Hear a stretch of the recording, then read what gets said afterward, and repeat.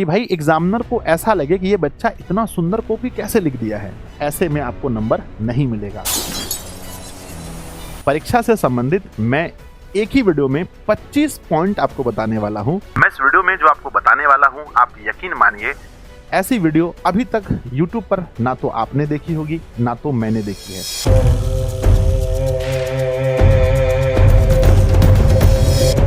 हाँ तो नमस्ते प्यारे बच्चों, आप सभी का एक ऐसी वीडियो में स्वागत है जिस वीडियो की ज़रूरत बोर्ड एग्जाम देने वाले हर स्टूडेंट को होता है, चाहे आप क्लास 10th के स्टूडेंट हो, क्लास 12th के स्टूडेंट हो। प्यारे बच्चों, हम वर्ष भर बहुत मेहनत करके पढ़ाई करते हैं और लास्ट में एग्ज़ाम टाइम ये सोचते हैं कि अब हमें एग्ज़ाम हॉल में कॉपी कैसे लिखनी है। प्यारे बच्चों, मैं इस वीडियो में जो आपको बताने वाला हूँ, आप यकीन मानिए ऐसी वीडियो अभी तक YouTube पर ना तो आपने देखी होगी ना तो मैंने देखी है। हो सकता है इस वीडियो के बाद आपको ऐसी वीडियोस बहुत देखने को मिलेंगी। इस वीडियो में खास क्या है? खास ये है बच्चों कि मैंने इस वीडियो को 3 भाग में बांटा है। पहला, जिसमें हम आपको ये बताएंगे कि एग्जाम सेंटर में ऑब्जेक्टिव क्वेश्चन कैसे सॉल्व करना है। दूसरा, जहां हम आपको ये बताएंगे कि शॉर्ट क्वेश्चन को कैसे सॉल्व करना है। तीसरा, लॉन्ग क्वेश्चन को कैसे सॉल्व करना है। उसके बाद प्यारे बच्चों, कॉपी लिखने का हम आपको 3 तरीका बताएंगे सब्जेक्टिव में, और फिर हम आपको बताएंगे कि बेस्ट तरीका कौन सा होता है, और मैं खुद से लिख करके आपको बताऊंगा। उसके बाद प्यारे बच्चों, परीक्षा से संबंधित मैं एक ही वीडियो में 25 पॉइंट आपको बताने वाला हूं, जिसके बाद आपके मन में परीक्षा हॉल में कॉपी कैसे लिखें इससे संबंधित एक भी डाउट नहीं रहेगा। हम मानते हैं कि आप बहुत ही समझदार हैं, आपको पहले से भी कॉपी लिखना आता है, लेकिन रुकिए और एक बार वीडियो पूरा देख लीजिए, हो सकता है आपका भ्रम टूट जाए। तो बच्चों चलिए हम लोग वीडियो की शुरुआत करते हैं। और हाँ, आप लोगों से बस एक रिक्वेस्ट होगा, अगर आपको ये वीडियो पसंद आए, वीडियो अच्छा लगे, तो अपने दोस्तों को शेयर जरूर कीजिएगा, प्यारा सा कमेंट जरूर कीजिएगा।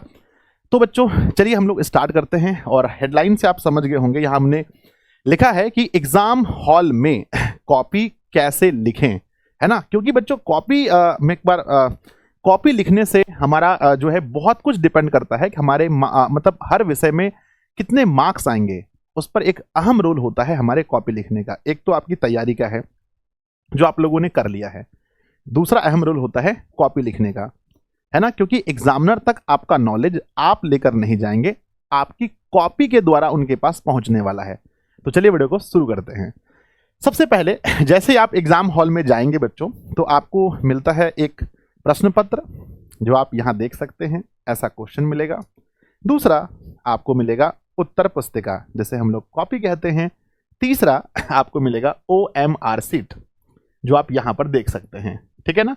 तो मैंने कहा 3 चीजें, पहला प्रश्न पत्र, उत्तर पुस्तिका, और उसके बाद OMR शीट।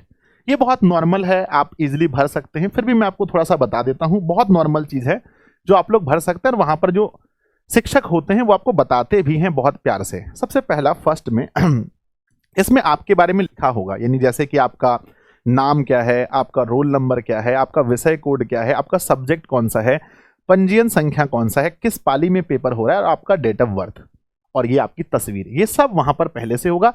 हाँ, आपको प्रश्न पत्र क्रमांक यहाँ पर आपको लिखना है, जो आपको क्वेश्चन पेपर मिला है इसके नंबर को देख देख कर यहाँ लिखना होता है। चलिए मैं मान लेता हूँ कि नंबर है बच्चों 1 2 3 4 5 6 7 8 9 और 3, मैं मान लेता हूँ। यहाँ पर लिखा रहता है, ऊपर में नंबर लिखा होता है, बस उसको देख देख करके भरना होता है। उसके बाद आपको अपना सिग्नेचर करना है, परीक्षार्थी का हस्ताक्षर। आपका नाम जो भी हो, मेरा नाम तो संजय कुमार है, तो मैं अपना हस्ताक्षर यहाँ पर संजय कुमार लिख देता हूँ बच्चों। उसके बाद यहाँ पर शिक्षक का हस्ताक्षर, यानी जो शिक्षक महोदय आपके परीक्षा हॉल में उस रूम में रहेंगे, उनको हस्ताक्षर करना है। तो अब आपको कुछ नहीं करना है। तो चलिए अब हम आगे बढ़ते हैं। इतना करने के बाद सबसे पहला हमने बताया आपको, हमारा प्रश्न पत्र 2 भाग में होता है, एक ऑब्जेक्टिव, दूसरा सब्जेक्टिव। तो पहले हम ऑब्जेक्टिव की ओर अग्रसर होते हैं और इंस्ट्रक्शन को पढ़ते हैं। बच्चों बहुत सारे बच्चे जैसे ही क्वेश्चन पेपर मिलता है फटाफट से बनाने में भिड़ जाते हैं, लेकिन मैं मानता हूं रुकिए, थोड़ा सा रुकिए और पहले समझते हैं क्वेश्चन पेपर में जो आपको इंस्ट्रक्शन बोर्ड के द्वारा दिए जाते हैं उस पर विशेष ध्यान देकर अच्छे से समझते हैं। पहला पॉइंट यह है मेरे बच्चे कि परीक्षार्थी OMR यानी उत्तर पत्रक पर अपना प्रश्न पुस्तिका क्रमांक 10 अंकों का अवश्य लिखें। जैसा कि मैंने आपको कहा कि इसको जो है जब हम OMR में जो इसका नंबर है वो आपको लिखना है, 100% जरूरी है। दूसरा है परीक्षार्थी यथासंभव अपने शब्दों में उत्तर दे, यानी एग्जाम हॉल में जब आप कॉपी लिखें तो डरिए मत कि हम किसी बुक के अकॉर्डिंग नहीं लिखना है, आपको खुद के अकॉर्डिंग लिखना है। तीसरा, दाहिने और हाशिए पर दिए हुए अंक पूर्णांक निर्दिष्ट करते हैं। बच्चों जो क्वेश्चन होता है उसके सामने लिखा होता है कि ये क्वेश्चन कितने मार्क्स का है। सबसे इंपॉर्टेंट पॉइंट देखें, प्रश्नों को ध्यानपूर्वक पढ़ने के लिए परीक्षार्थी को 15 मिनट अतिरिक्त समय दिया गया है। आपको 15 मिनट का टाइम एक्स्ट्रा मिला है, तो आप ये मत सोचिए कि बहुत हड़बड़ी हो रहा है, टाइम प्रॉपर है आपके पास।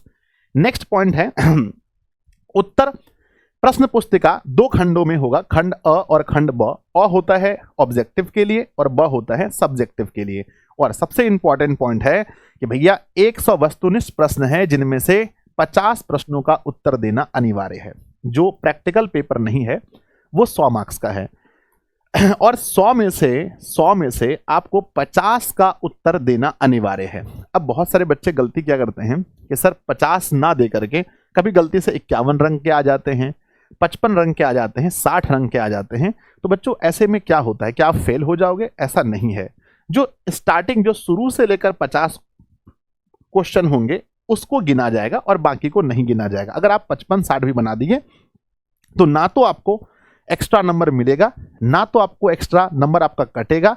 बस यही है कि 50 के बाद को कंप्यूटर द्वारा चेक नहीं किया जाएगा। तो आपको जो 100 मिला है उसमें आपको 50 बनाना है। 80 अगर है, 80 में अगर 40 बोला तो 40 ही लगाना है। 70 वाला कोई पेपर है तो उसमें 30 ही लगाना है ना, 12th वालों का होता है। तो एक आप लोग इस चीज को समझ गए। चलिए अब हम लोग क्वेश्चन को बना करके देखते हैं। मेरे विद्यार्थी जी, ये रहा आपका प्रश्न पत्र और जैसे आप देख रहे हैं कि यहाँ पर हमारा प्रश्न पत्र दिया गया है और इसमें मुझे आंसर करना है। मान लीजिए कि हमारा पहला प्रश्न है ना, गोली से घायल बच्चे की हालत खराब है, रेखांकित शब्द में कौन सा पदबंध है? मान लीजिए कि कोई भी पदबंध ABC आपको जो लिखना है। जल शब्द में जल शब्द है, स्त्रीलिंग पुल्लिंग जो भी लिखना है। बादल से घिरे और मयूर नाचने लगे, बादल घिरे और मयूर नाचने लगे, जो भी ऑप्शन है आपने देखा 1 2 3। अब इसको कैसे वहां पर ये आपके सामने आ गया है, इसमें आपको कैसे भरना है? मान लीजिए कि आपको 3 प्रश्नों में तीनों प्रश्न आता है और 1 नंबर क्वेश्चन का अगर आपको रंगना क्या है, रंगना है बच्चों B नंबर। तो क्या करना है, रंगते समय इस बात का ध्यान रखना है बच्चों। रंगते समय मैं आपको 2-4 पॉइंट बताऊंगा, जैसे ही रंगने का टाइम आए तो आइए सबसे पहला 2-3 चीजों का ध्यान रखना है।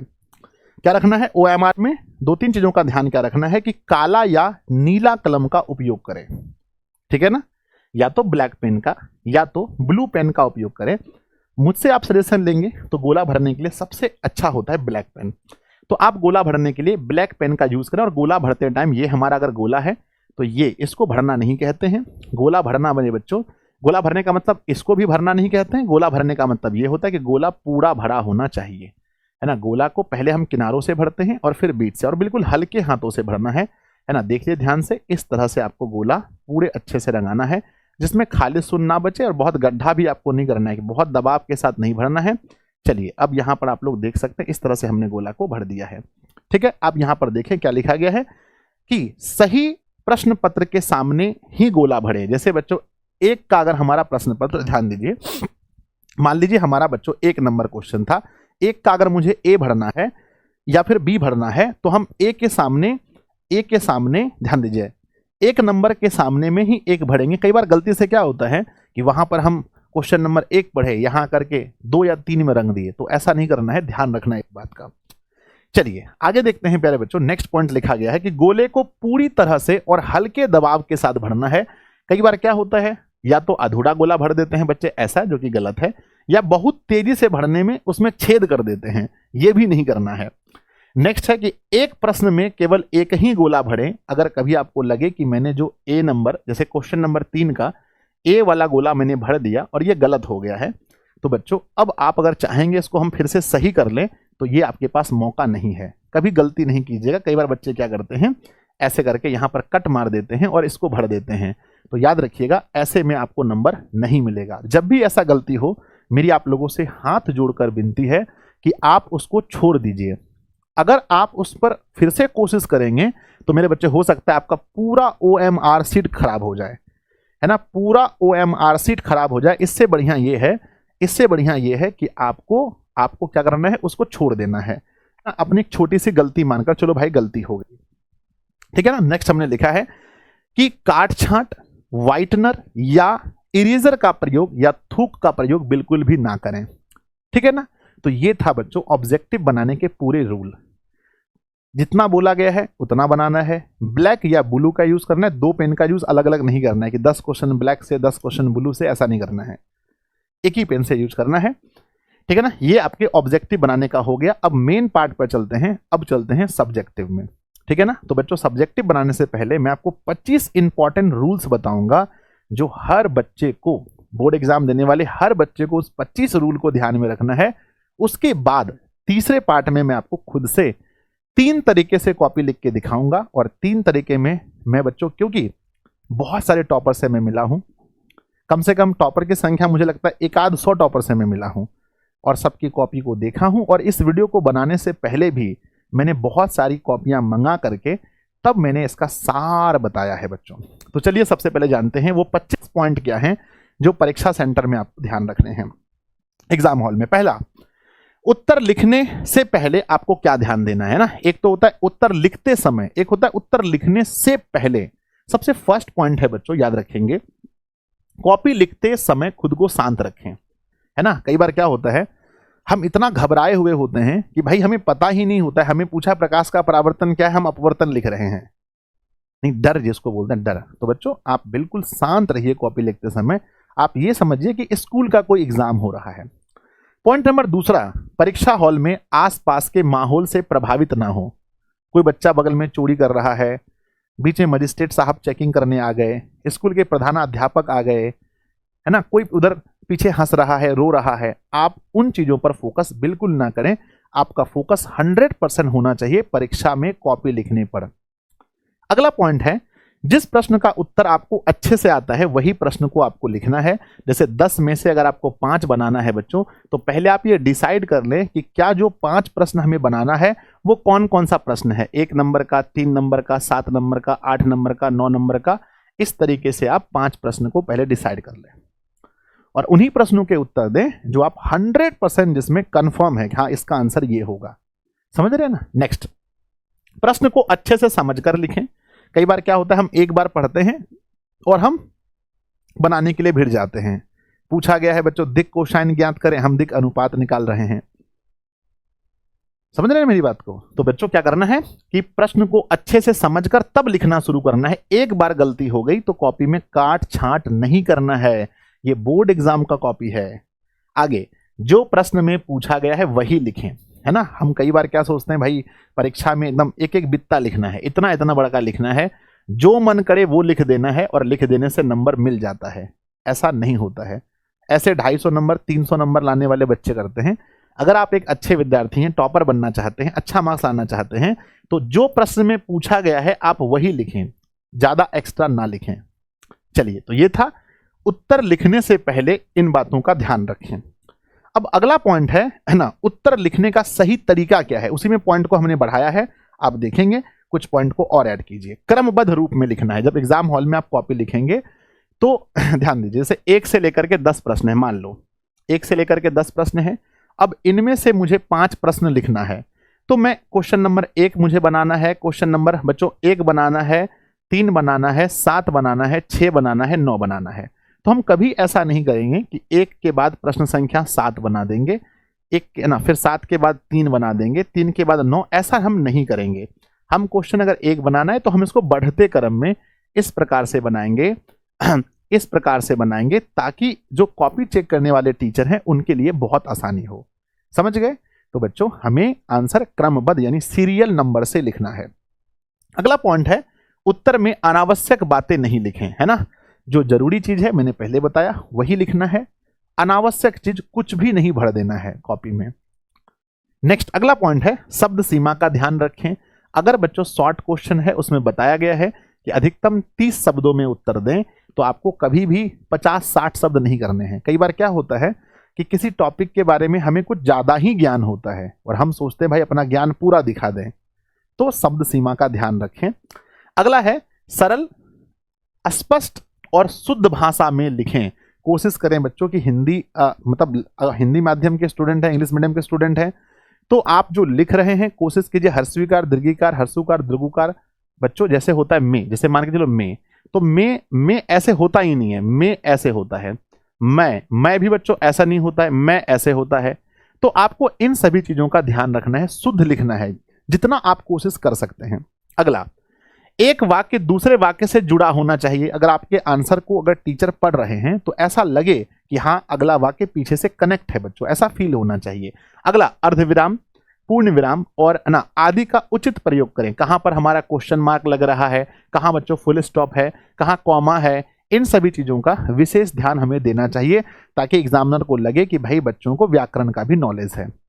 नेक्स्ट है हमारा कि तिथि, है ना, तथ्य, तिथि, नाम, उदाहरण के साथ उत्तर दें।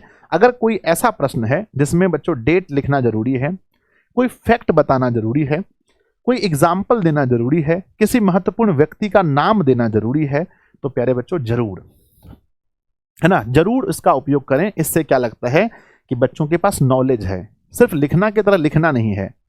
समझ रहे ना आपको कि तथ्य, तिथि, नाम, उदाहरण के साथ उत्तर लिखें, बहुत प्यारा सा होगा। अगला पॉइंट देखते हैं 13 नंबर में कि बच्चों अपनी हैंडराइटिंग को ना कोसें। बहुत सारे बच्चे हैं जो कहते हैं सर मेरी तैयारी तो बहुत अच्छी है पर मेरी हैंडराइटिंग अच्छी नहीं है इसलिए मैं टॉपर नहीं बन सकता हूं। बिल्कुल ऐसा नहीं है। हैंडराइटिंग, यकीन मानिए कि बोर्ड एग्जाम में हैंडराइटिंग का महत्व है, लेकिन उतना भी महत्व नहीं है कि आप अगर अच्छे स्टूडेंट हैं और आप अगर 100 नंबर का बना के आए तो आपका 70 नंबर आएगा, उतना भी हैंडराइटिंग का महत्व नहीं है। ठीक है ना। हैंडराइटिंग ऐसा हो जो साफ सुथरा हो, कोई नॉर्मल इंसान उसको पढ़ सके, पढ़ने में पता हो कि आप उत्तर क्या लिख रहे हैं। और अगर आप 10th और 12th के स्टूडेंट हैं तो इतना सरल तो आप लिखते ही होंगे कि कोई समझ सके। ऐसा नहीं अरे मेरे उस दोस्त का तो हैंडराइटिंग एकदम मोती की तरह चमकता है, तो मोती की तरह चमकना जरूरी नहीं है। समझ गए मेरी बात को। अगर अच्छी है तो बढ़िया बात है, नहीं भी है तो अपनी हैंडराइटिंग को कोसना नहीं है। उत्तर साफ सुथरा लिखें, काट कुट ना करें, है ना। कई बार क्या होता है एक शब्द गलत हो गया, जैसे मान लो कि मेरा एक शब्द हो गया, हमने लिख दिया बच्चों शत्रु, लिख दिया शत्रु इस तरह से, जबकि ये गलत है ना। तो कोशिश करना है कि बहुत ज्यादा कट कुट नहीं करना है, हल्का सा बच्चों, हल्का सा उसमें कुछ चिन्ह ऐसा देना है, हाँ सीधा लकीर बच्चों दे करके, जैसे मान लो ये शत्रु है तो हम कोशिश बस ये करना है ना। बहुत कटकुट वहां नहीं करना है, कॉपी साफ होना चाहिए। नेक्स्ट, लघु और दीर्घ को अलग अलग बनाएं। कई बार बच्चे क्या करते हैं, जैसे मान लीजिए कि मेरे प्रश्न पत्र में मुझे 10 लघु बनाने हैं और 4 दीर्घ बनाने हैं, तो हम ये कोशिश करेंगे कि पहले हम शॉर्ट क्वेश्चन को, जितने भी लघु हैं, लघु को पहले एक जगह बना देंगे, एक सीरियल में बना देंगे, और जब हम दीर्घ बनाएंगे तो हेडलाइन में ऊपर दीर्घ लिख करके फिर दीर्घ को हम एक जगह बना देंगे। समझ रहे मेरी बात को। तो लघु अलग दीर्घ अलग, दोनों को मिलाना नहीं है, फेंटना नहीं है, मिक्स नहीं करना है। कॉपी सजी हुई होनी चाहिए, कॉपी को रंगोली नहीं बनाना है। बहुत सारे बच्चे डबल पेन का यूज करने के चक्कर में, अंडरलाइन का यूज करने के चक्कर में इतना जगह डबल पेन यूज कर देते हैं, इतना अंडरलाइन कर देते हैं, कॉपी देखने में रंगोली लगता है। तो उतना भी रंगोली नहीं बनाना है, बहुत अच्छे तरीके से दोनों पेन का यूज करना है। या एक अगर सिंगल पेन से लिखते हैं, हम आपको आगे बताएंगे, तो सिंगल पेन से भी लिख सकते हैं। नेक्स्ट, तो बच्चों रंगोली मत बनाना कॉपी को, मैं फिर से कह रहा हूं, है ना। नेक्स्ट है कि कॉपी चेक करने वाला जितना कम समय आपकी कॉपी में बिताएगा उतना अधिक नंबर आपको आएगा। यह सिंपल सा फंडा है बच्चों। आप इतना अच्छे से साफ सुथरा कॉपी लिखें, 2 आंसर के बीच खाली स्थान छोड़ के लिखें। मैं आपको अभी लिख के दिखाऊंगा कि भाई एग्जामिनर को ऐसा लगे कि ये बच्चा इतना सुंदर कॉपी कैसे लिख दिया है, और वो एकदम फटाफट आंसर देता चले। आपकी कॉपी में उनको चेक करने में ज्यादा समय ना लगे। अगर चेक करने में उनको पढ़ने में दिक्कत हो रहा है, आपने बहुत कटकुट कर दिया है, ऐसे में नंबर कम मिलता है। कॉपी जितना साफ सुथरा होगा नंबर उतना ज्यादा मिलेगा। समझ गए। Next point number 18, language paper में निबंध और पत्र लेखन इत्यादि पर विशेष ध्यान दीजिए। बच्चों मैं एक पर आपको यहां पर ध्यान देना चाहूंगा, जो लैंग्वेज पेपर होते हैं, जैसे मान लो हिंदी, इंग्लिश, उर्दू, संस्कृत, मैथिली, इन सभी का क्या होता है कि जब सब्जेक्टिव पार्ट आप देखेंगे तो उसका पहला क्वेश्चन होता है निबंध लिखें, या अंग्रेजी में एसे लिखें, या संस्कृत में अनुच्छेद लिखें। और पहले प्रश्न को एग्जामिनर बहुत अच्छे से पढ़ते हैं। इस बात को आप समझ लीजिए कि सॉरी, जब कॉपी चेक करने वाला होता है वो पहले प्रश्न को, आप भी जानते हैं कि प्यारे बच्चों जो पहला क्वेश्चन होते हैं उसको पढ़ के ही पता चल जाता है कि विद्यार्थी का कितना नॉलेज है। इसलिए पहला क्वेश्चन आप जो भी लिखें, और हमने बताया है कि क्रमबद्ध आंसर लिखें, यानी पहला प्रश्न तो आप सीरियली नंबर 1 का ही बनाएंगे और नंबर 1 में निबंध होता है। तो निबंध पर आप लोग विशेष ध्यान दीजिए कि निबंध आप 10-20 टॉपिक पर अच्छे से पढ़कर तैयार रखिए कि परीक्षा हॉल में, क्योंकि पहला क्वेश्चन हमें निबंध ही लिखना है और कॉपी चेक करने वाला निबंध ही चेक करेगा, और निबंध के अनुसार ही आपके नॉलेज का चेक हो जाएगा कि आप कितना ज्ञानी हैं। उसके अकॉर्डिंग ही आपको पूरा उस सब्जेक्ट का सब्जेक्टिव का नंबर निबंध पर ही निर्भर करेगा। इसलिए निबंध अच्छा से लिखें, बाकी तो अच्छा लिखना ही है, पर निबंध पर विशेष ध्यान देकर, लैंग्वेज पेपर का पहला क्वेश्चन विशेष ध्यान देकर आपको लिखना है। समझ गए? चलिए आगे। फिगर पेंसिल से बनाएं। आपके पेपर में जो भी फिगर आते हैं कहीं पर भी पेन से फिगर बिल्कुल ना बनाएं, पेंसिल से बनाएं। अगला, रफ लास्ट में, है ना, रफ लास्ट में करें और बाद में कट कर दें। जब भी आप कॉपी में कुछ मैथ का पेपर है तो लास्ट का जो पेज होता है, मान लो ये हमारा मैथ का, ये हमारा कॉपी है, तो जो लास्ट का पेज है बच्चों, जो लास्ट का पेज है, हम कोशिश करेंगे रफ कार्य यहां पर करें, और उसको भी आते समय, मैथ का कॉपी है, फिजिक्स केमिस्ट्री कुछ भी है, और आते समय उसको बॉक्स में बंद करके इस तरह से कट कर देना है। ठीक है, छोड़ना नहीं है, कट करके आना है सबको। नेक्स्ट हमारा पॉइंट क्या है, किसी भी प्रश्न में आवश्यकता से अधिक समय ना दें। हमने इस पर विषय मैंने पहले भी बताया कि आपको ये टॉपिक शायद दोबारा हो गया है। किसी भी प्रश्न में आपको आवश्यकता से अधिक समय नहीं देना है। कोई प्रश्न है जिनके बारे में आपको ज्यादा नॉलेज है तो एक एक क्वेश्चन में 8-10 मिनट नहीं देना, यस यस ये तो मुझे आता है, और लिखेंगे और लिखेंगे। अरे भाई 2 नंबर का है, 2 ही मार्क्स मिलेंगे, कितना भी लिख दो। समय प्रबंधन का ध्यान रखें। बच्चों को हमेशा शिकायत रहती है कि एग्जाम सेंटर में हमारे पास क्वेश्चन तो मुझे याद था पर टाइम नहीं मिला, या हम ऑब्जेक्टिव में कितना समय दे, सब्जेक्टिव में कितना समय दे, ये अच्छे से नहीं सोच पाए, लॉन्ग बनाने में रह गए, दीर्घ छूट गया, दीर्घ बनाते रह गए, लॉन्ग छूट गया, सॉरी दीर्घ बनाते रहे, शॉर्ट छूट गया। तो इसके लिए बच्चों आप हमेशा जब आप क्वेश्चन बनाएं तो उस समय बार बार आप समय को जरूर देखें। अपने पास घड़ी रखेंगे, समय को देखना, या फिर जो भी स्कूल में घड़ी वहां लगा होगा उसको ध्यान रखना है कितना समय आपके पास बचा है, कितना प्रश्न बचा है।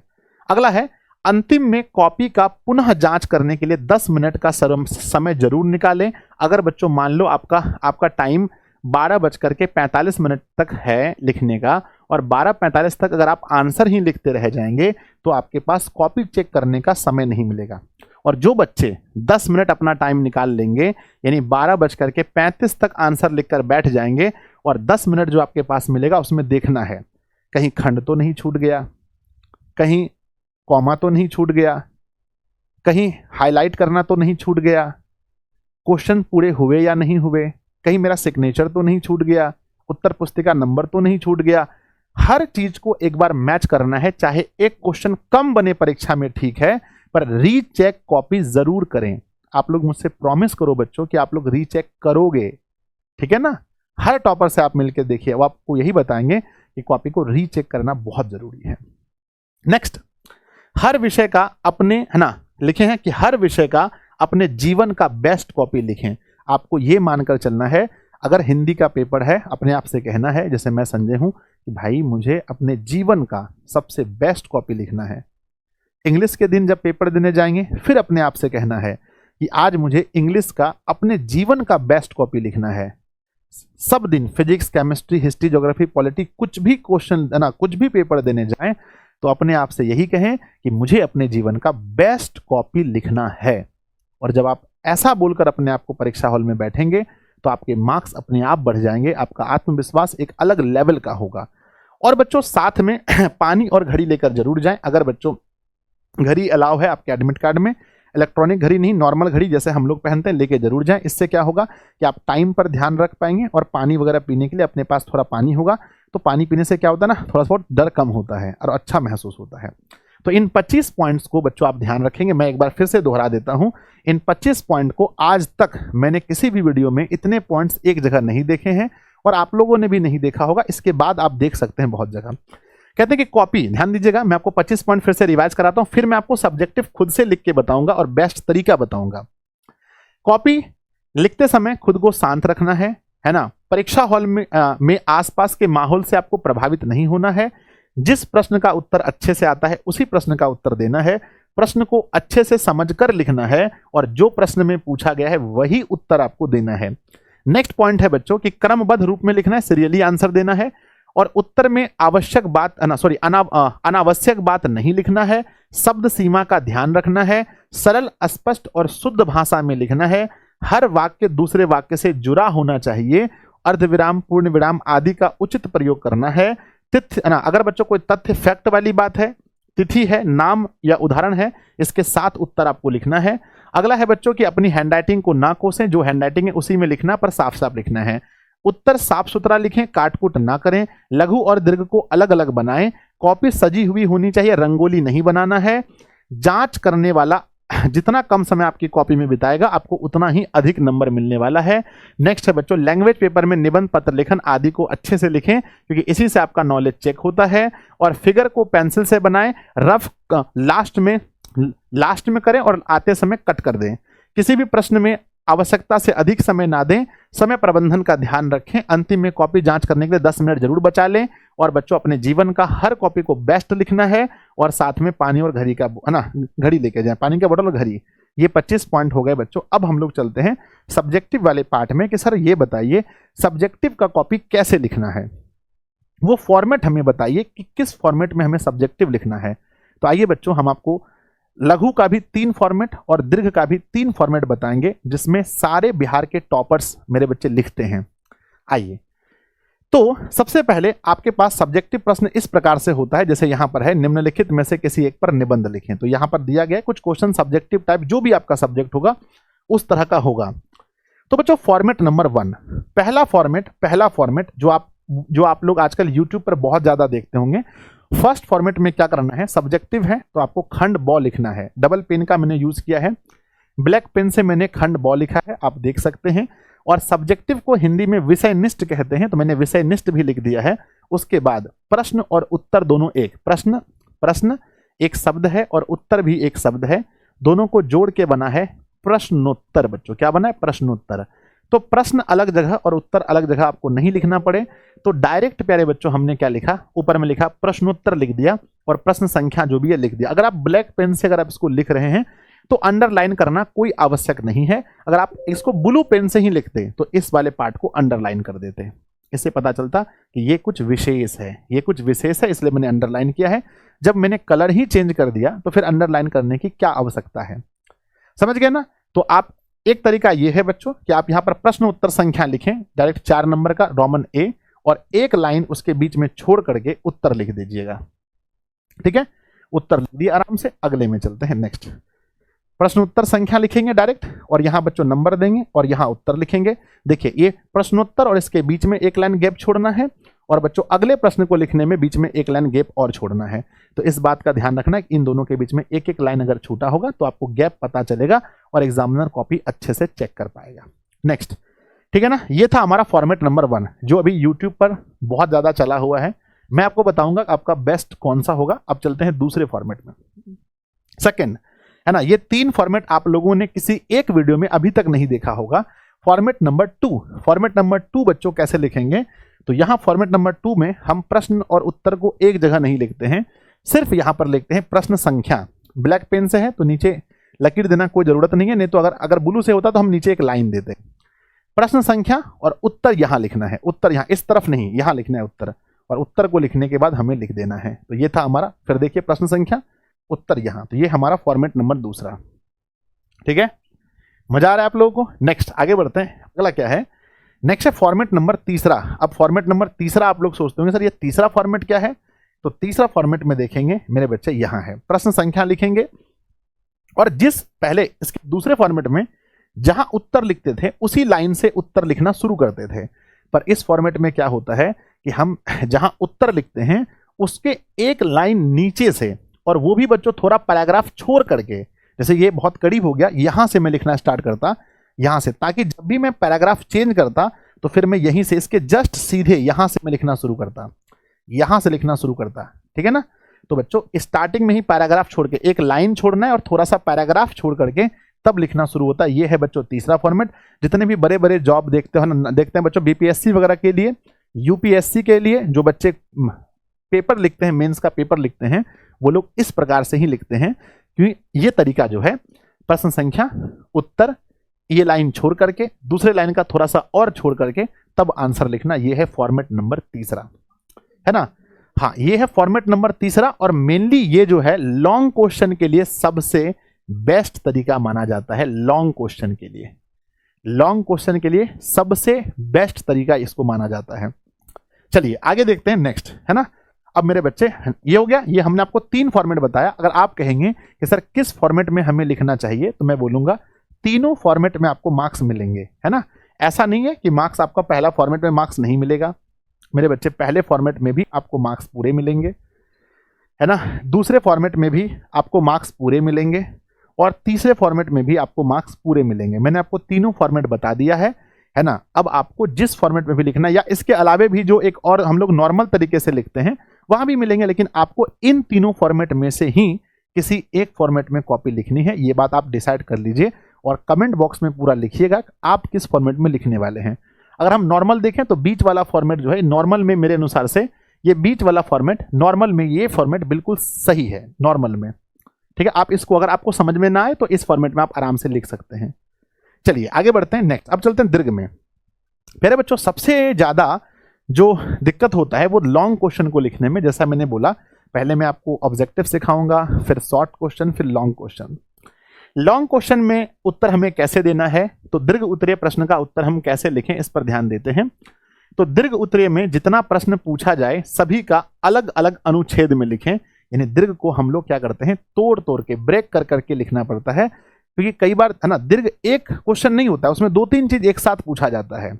जैसे असहयोग आंदोलन क्या है, इसके कारण क्या थे, परिणाम क्या थे, निकट, है ना, दृष्टि दोष किसे कहते हैं, इसके कारण क्या है, इसके निवारण क्या है ना। जनित्र का सिद्धांत क्या है, जनित्र कैसे कार्य करता है, लेंस का सूत्र क्या है, लेंस के सूत्र को प्रूफ करके दिखाइए। इस तरह से सूत्र, मतलब हमारा क्वेश्चन होता है। तो उस क्वेश्चन को पहले अलग अलग अनुच्छेद में तोड़ लेना है, यानी जो जितना क्वेश्चन उतना टाइप में तोड़ना है। उत्तर लिखने से पहले मन में उसका रूपरेखा बना लें कि हमने, जैसे मान के चलो, दृष्टि दोष किसे कहते हैं, इसके कारण क्या है और इसके निवारण क्या है। तो मन में पहले सोचेंगे कि हमें एक बार दृष्टि दोष किसे कहते हैं, पहले परिभाषा लिखना है, उसका कारण लिखना है, फिर उसका निवारण लिखना है। तो ये 3 बात अपने मन में पहले तोड़ना है। ऐसे नहीं कि अनाधुन क्वेश्चन मिला लिखना शुरू कर दिए। लॉन्ग क्वेश्चन कम लिखने पड़ते हैं, लेकिन सोच के लिखना है। नेक्स्ट, उत्तर को क्रमबद्ध और बिंदुवार लिखें। क्रमबद्ध मतलब जैसा मैंने पहले बताया कि अगर 1 नंबर, 2 नंबर, 8 क्वेश्चन में आपको 4 बनाना है, 1 बनाना है, 7 बनाना है, 6 बनाना है, 5 बनाना है, तो ऐसे नहीं लिखेंगे, इसको सजा लेंगे। 1, 5, 6, 7, पहले 1 को बनाएंगे, 5 को, 6 को और 7 को, है ना। लेकिन इस बात का भी विशेष ध्यान रखिएगा, जो आपको सबसे अच्छे तरीके से जो आता है ना, इस पर ध्यान रखिएगा, है ना। अगर नहीं, अगर आपको क्रमबद्ध करने में, अगर आपका पहला क्वेश्चन तो आप कैसे घींच तान के बना रहे हैं, आपको बनाना नहीं आता है, तब तो आप इस क्रम को चेंज भी कर सकते हैं, लेकिन शुरू में वही बनाइएगा जो आपको अच्छे से आता हो, जिसका उत्तर, क्योंकि पहला क्वेश्चन पढ़ा जाएगा, है ना। हाँ, दुगुना प्रश्न है तो मुझे ख्याल से दिक्कत आप लोग को नहीं होना चाहिए। नेक्स्ट क्या है, जहां आवश्यक हो भूमिका से शुरू करें, है ना। जब भी बच्चों लॉन्ग क्वेश्चन को हम लिखते हैं, जैसे कि आर्ट्स वाले पेपर में अक्सर करके, हिंदी वाले पेपर में, तो उसमें क्या है, हमें बच्चों शुरू करना चाहिए भूमिका लिख करके, है ना। अगर भूमिका वाला ऐसा कुछ पार्ट है तो भूमिका से, है ना, भूमिका से हमें शुरू करना चाहिए, स्टार्टिंग करना चाहिए भूमिका से।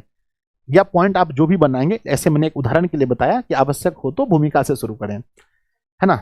हाँ मेरे बच्चे, ठीक है। परिभाषा वाला अगर कोई चीज है तो पहले उसका भूमिका हमें बताना चाहिए या परिभाषा बताना चाहिए।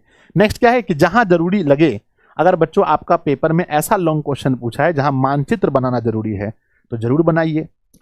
कोई चित्र बनाना है, जैसे मान के चलो बच्चों चित्र बनाना है, मानव नेत्र का बनाना है, मस्तिष्क का बनाना है, हृदय का बनाना है, या क्लास 12th में कोई चित्र पूछा है, जनन अंक का कोई बच्चों पाठ पूछा है, तो उसको बनाना है ना।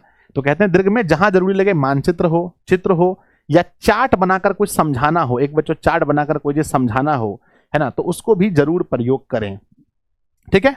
उसके बाद ये सब चीज का ध्यान रखें दीर्घ लिखने से पहले। अब दीर्घ लिखते कैसे हैं आइए मैं आपको बताता हूं।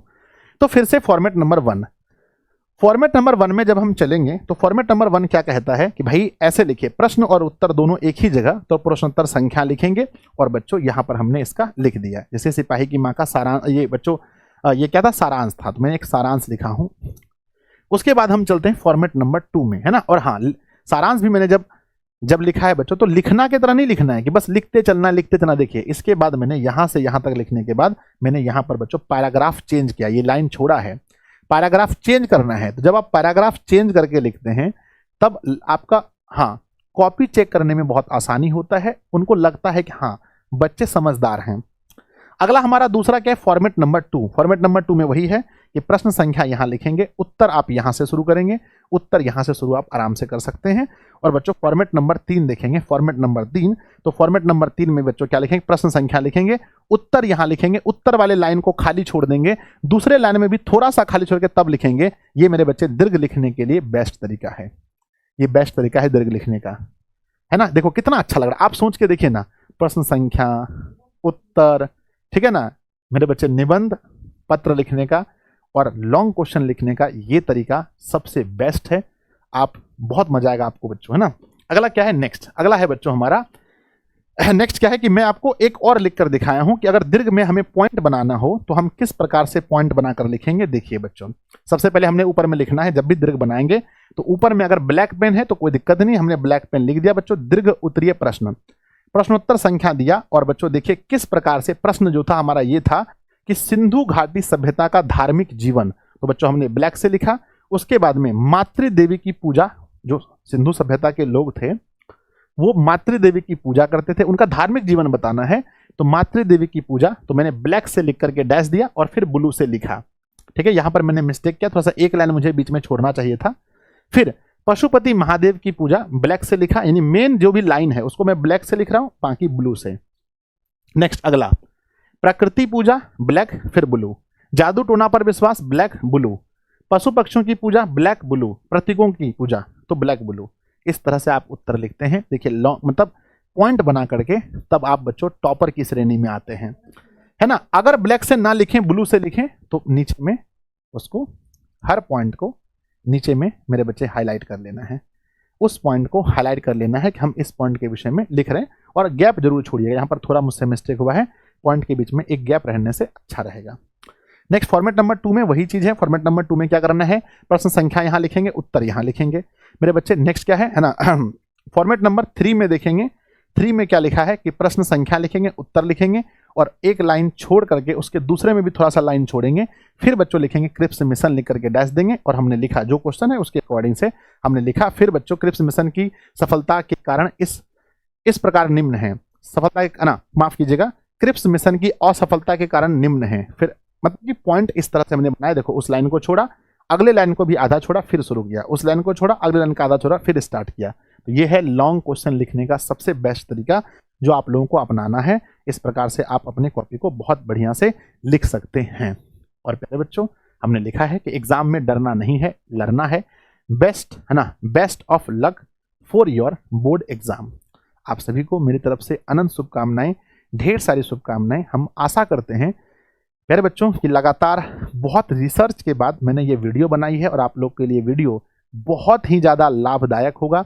और आपके मन में परीक्षा से संबंधित जो भी डाउट्स होंगे, जैसे कि हमें OMR कैसे भरना है, बोर्ड एग्जाम में कॉपी कैसे लिखना है ना, बोर्ड मतलब एग्जाम हॉल में किन किन बातों का ध्यान रखना है, हमने एक वीडियो के अंदर हर चीज़ कवर कर दिया। 25 पॉइंट्स बताए जिसको आप ध्यान में रखेंगे तो आपको थोड़ा भी डर नहीं होगा। और परीक्षा में कॉपी कैसे लिखे मैंने बताया, तीनों तरीका बेस्ट है। आपको जो तरीका अपनाना है अपनाइए और एग्जाम हॉल में जाकर कॉपी लिखिए। मेरे बच्चों, आप लोग का रिजल्ट बहुत अच्छा आएगा। आप सभी को बोर्ड एग्जाम की पहले से ढेर सारी शुभकामनाएं। अच्छा लगा तो बच्चों, जो पार्ट अच्छा लगा कमेंट बॉक्स में जरूर लिखिएगा, दोस्तों को शेयर जरूर कीजिएगा। धन्यवाद।